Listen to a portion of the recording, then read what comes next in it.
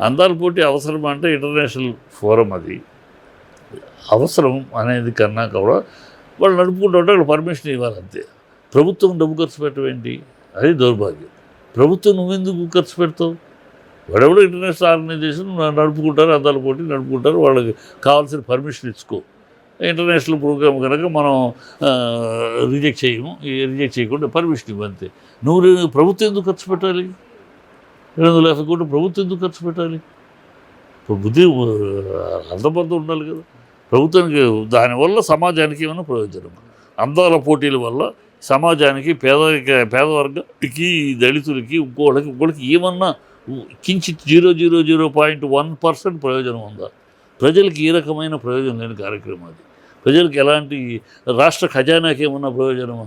దానివల్ల ఏమన్నా ఈ అందాల పోటీల వల్ల రాష్ట్ర ఖజానాకి ఏమన్నా ఏమీ లేదు. ఎందుకు పెడతా? అదే బుద్ధిహీనమైన ఆలోచన, అదే ఒక విజ్ఞత లేని ఆలోచన, ఒక విచక్షణ లేని ఆలోచన.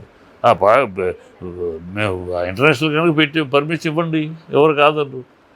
నువ్వు డబ్బులు ఇన్వెస్ట్ చేయటం ఏంటి? డబ్బులు ఇన్వెస్ట్ చేసి 250 కోట్లు నువ్వు ఇన్వెస్ట్ చేయటం ఏంటి? నీకు ఏమవసరం? ప్రజల సొమ్ము అలా ఖర్చు పెట్టే అధికారం నీకు ఎవరు ఇచ్చారు? అక్కడ ఒక పక్కేం పెన్షన్కి డబ్బులు లేవంటావా?